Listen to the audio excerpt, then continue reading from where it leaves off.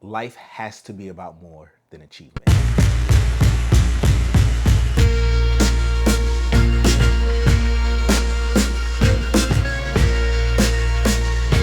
Hey, hey, tell me more. Welcome back to Tell Me More with me, CJ Quartlbaum. Tell Me More exists to help bridge the gap in our intergenerational workplace dynamics, build better leaders, and ultimately prepare for the future. Today, we have part 3 of a 3-part series that is looking at the ways in which parenting needs to change for us to have a better and brighter future. The first part looked at our relationship with technology, and the second part looked at our relationship with food. Today, we're going to talk about our relationship with success. I don't romanticize previous generations as though they've had it all together, or look at them as though they hold the corner on good and right parenting, because the truth is, none of us do. None of us have quite figured out what it means to be the perfect parents. But ideally, our hope is that as time goes on, we'll learn from the mistakes of the past, and we will do better, and we will be better. Over the last 15 years, I've mentored, worked, coached, hired, fired, been with Gen Z, and I've seen them breaking under the pressure that is on them. That life has become such a competition. There's no collaboration, it is all competition. That life has become this pressure cooker.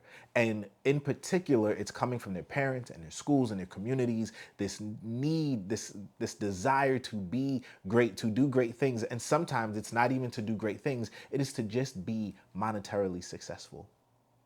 And the wait to be perfect is starting earlier and earlier. And the anxiety is crushing them. It is breaking them. But it's not just them, it's all of us. We're all currently bearing down under the weight of what it means to be a success in this world.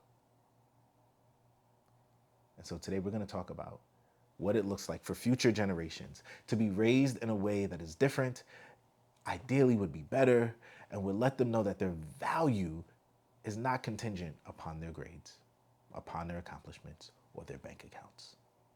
One conversation we're not having enough is the amount of pressure we're putting on kids and what it's doing to them. Do you understand what it does to the mind of a child when they are told it's either Harvard or homeless, where every room they walk into is just another space for competition? When they believe their value is not in who they are, but it's in what they do. We are seeing kids today who are anxious and broken and overwhelmed and exhausted before they hit puberty. And all of this comes down to what we have told them success and ambition should entail, to what it looks like to be successful, to what needs to be done just to make it in this world. Childhood has become about performance and not play. It has become about your resume, not who you are, but what you do. I heard this great quote from the journalist David Brooks today, where he said, "We are trying to raise kids who are people of good character, not people who can get into Harvard." And it's not to say that those two things are mutually exclusive, but when you are raising kids with a singular aim to go to one of a handful of Ivy institutions, you are teaching them that they need to be better than everyone around them. David Brooks, I listened to this morning, so it's really fresh in my mind. But he was talking about when he went to the University of Chicago, they had a 74% acceptance rate. And now it's a 4% acceptance rate. This is a generation that is being raised in a culture of rejection.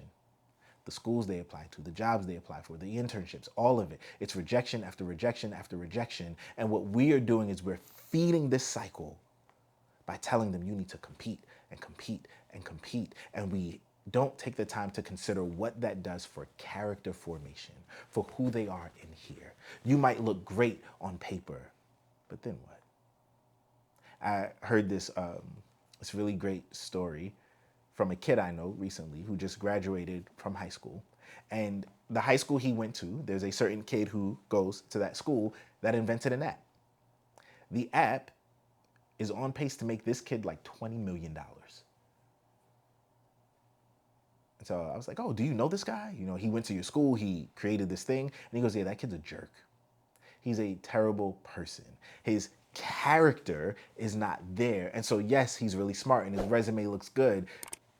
But when it came down to his college essays, they were all about me and how great I am and how lucky your institution would be to have me. Apparently, nearly every school rejected him. But that's not my concern, right? Like, if this kid can build an app that ultimately made him $20 million before the age of 20, he's going to be fine. But the question is, does he know who he is apart from achievement? Is his character the type of character that people actually want to be around?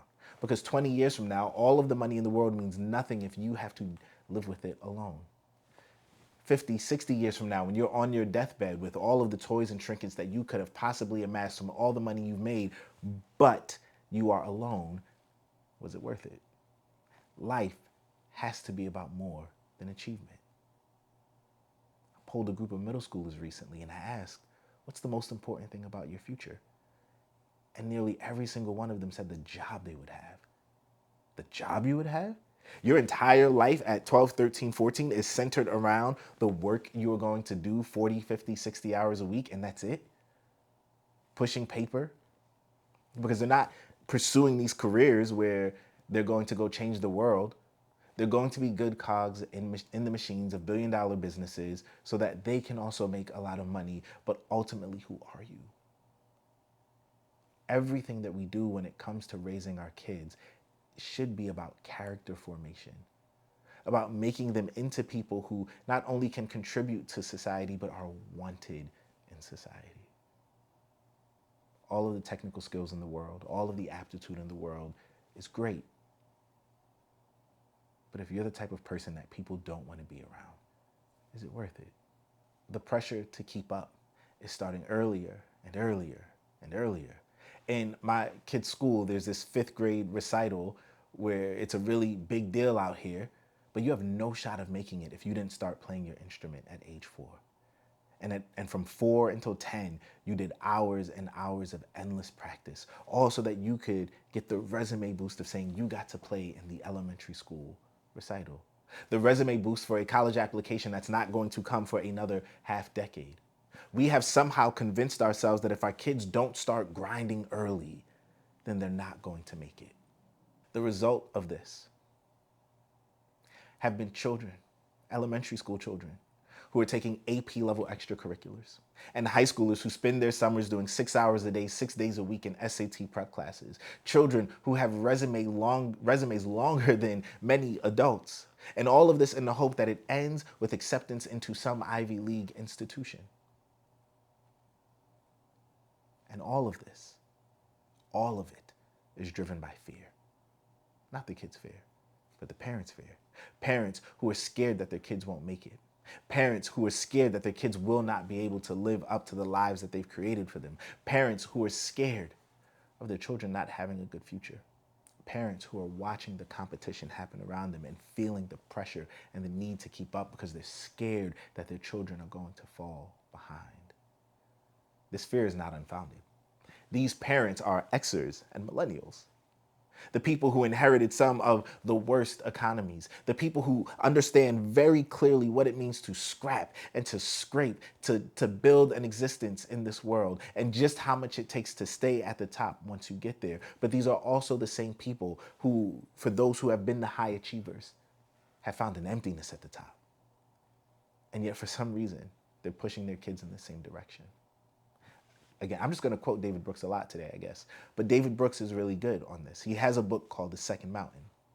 And in this book, he kind of talks about us building the second mountain in life. The first mountain is it's all of the achievements. I did all the things. I made all the money. I got to the top. And when you get to the top, you realize that there is a certain emptiness in that place. And that is where life begins. Life begins when you're now looking at the second mountain. And you're starting to see what actually matters and what is actually important. And now you start to configure your life in such a way of saying, how do I pursue those things? I get it. I've worked with these families. I've been inside of these blue ribbon schools. Kids with every advantage and everything set before them, and yet they're anxious and disconnected and they're lonely and they don't know what to do. They don't know who they are apart from school. They think to themselves, I need to shut everything down because if I don't do well in school, then I am not going to have a good life. And if I don't have a good life, then what am I going to be? Like, I don't think people understand the gap between Harvard and homeless. Like, it's quite massive. And for a lot of these kids, because this is particularly a disease of affluenza. You know, these kids, they come from these really affluent neighborhoods. And that's not to say that they don't have struggles and pain, because they do. But for them, the gap between Harvard and homeless is the Grand Canyon. And yet they live with this fear that if I don't go Ivy, my life's not going to be right. Jennifer Wallace in her book Never Enough is really instructive on this, where she talks about the pressure cooker that these environments are. And you know, the refrain I often hear from parents is, I just want my kids to succeed, which I totally understand. I have 3 little ones. I want the absolute best for them. But the question is, succeed at what? What exactly are we crafting and shaping and forming them for? What is it that we think that they need to be ready for, in which they see the world as just one big field of competition? When we teach kids that life is just one big race, then what they miss in that is that deep relationships, they're not built through competition. Deep relationships are built through collaboration and trust. When we teach kids that life is one big race, then there is no love of learning that is developed, because everything's just about grades. It's what do I need to do to score well enough on the test. When we teach kids that life is one big race, passions die when they no longer matter for the resume. I have seen kids who dedicated the first 18 years of their life to a sport or to an instrument, hours and hours a day of practice, coaches and trainers, and the moment they don't have to do it anymore, they stop. Not because they're tired or exhausted, because they never actually developed a love for it. And the moment it was no longer valuable for the resume, they dropped it. We have stopped teaching kids to do things simply for the love, simply out of the goodness, maybe, of their hearts. Everything's about the resume and the service hours and how to look good on the college application. There are all these stories about kids who have built nonprofits and done this great community service work about things that they actually don't care about. They just knew it would look good on their resume. Is that who we want to raise? Is that who we want our kids to be? Or do we want to develop the type of character that looks at the injustice and the brokenness of the world and says, I want to impact that because it moves my heart? Or are we telling our kids that the only thing that matters is how much they can gather for themselves, because it's a dog-eat-dog world? Here's a question that keeps me up at night. Are we raising our kids to know who they are apart from what they do? Because what happens when failure comes? Because it will. What happens when there is no higher to climb? What happens when there is someone who is better than you, smarter than you, faster than you, who's got the leg up on you, who is the Goku to your Vegeta? What do they do then? Because a dirty secret about a lot of these blue ribbon schools is they game the system. One school I know in particular would shuttle all of their dumb kids over to the B school. And at the B school, that's all the kids who couldn't quite keep up. And in the A school, it's all the smart kids. And in all the smart kids, they continue to game the system by giving them things known as test correction. That's where if, let's say, CJ, you got an 85 on the test, we're going to let you take that again, but open book this time. Now you got yourself a 93. We maintain our status, you look good, you go Ivy. Or what I've seen a lot in these schools are parents who, again, in this fight to keep up, they're having their kids diagnosed with certain conditions so they get extra time on tests. And sure, they make it through the school and they matriculate to some of the top schools in the nation. But what happens when they get there is they realize very quickly, and I've seen this a few times now, they realize they are not special. There are 1,000 thems there. 1,000 people who got there that didn't have test correction. 1,000 people there who didn't have the extra time. And now what? I thought I was good. I'm having a tough time keeping up. I didn't learn the habits that would make me into someone who is a better worker, who studies harder, because I've been able to just kind of float by and coast And my school helped me out along the way. And now I'm floundering. And what I've seen in those situations are more anxiety, more depression, more addiction, more questioning of identity. I was a rock star in high school. I was a big fish in a small pond. And now that I'm here, I don't know who I am because I don't stick out. There are people who are significantly more special than me, who are smarter than me, who've worked harder than me, if I'm honest. And now what?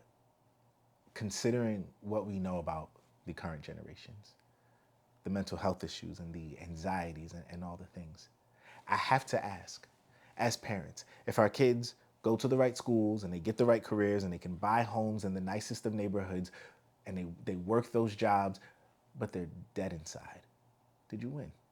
Is that the life you envision for your child? And this is where empathy as a parent comes into play. Because what I often hear from parents is, oh, these kids don't have it hard. I had it hard. Probably.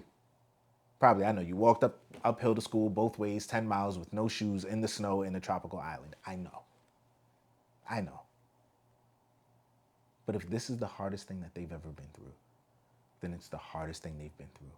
And whether we deem it as valid or not, if this is where they are, as parents, we have to meet them there. And then you can walk through the, hey, maybe it's silly to cry and complain that you didn't get a new iPad. But if you don't start with where they are, then what you're ultimately going to do is break the connection. And if what you are communicating to your kid over and over and over, whether you intentionally do it or not, is that your love for them is based on how well they do in school. 20 years from now, when they're not in school, that relationship is going to be broken. They're not going to want to be around. When you look at this generation going no contact with their parents, listen to them. They'll talk about the pressure they felt, the love that they felt wasn't there, that they were only good enough if they achieved enough. That's not what you want. As parents, we model for our children how to do and be in this world. And so my challenge for us this week is to take a real hard look at what we're modeling and what we're reinforcing. Do your kids know that they are loved apart from their grades? Are they allowed to pursue things simply for the joy and not the performance? Because we can say all that we want, that we love you and we care about you and you are worth so much more than your grades. But if the only time you talk to them, or not even if the only time you talk to them, but if you bear down on them real hard because they got a B on a test, if you're anxiously checking the app to see the updates on their GPA, you're sending a message there. You are communicating something in that moment that your value is based on what you do and not who you are. Wanting to be successful is not the problem. I want my kids to be successes. I want them to do well. I want them to love the life that they live. But when the pursuit of success and achievement crushes identity, then we have a problem. So let the kids be kids. Let them wander. Let them play. Let them make mistakes that don't end in panic. Don't let them feel like a C is the end of their life. But I know you. You're watching this and you're thinking to yourself, yeah, CJ, I hear you, but you go do that with your kids. I'm going to make sure that my kids make it to Harvard. And I don't care what weight and pressure I have to put on them because really it's not that bad. It's just school. I hear you. I understand where that comes from. But recognize that's your fear, not theirs. But what do I know? I'm just some guy from Brooklyn.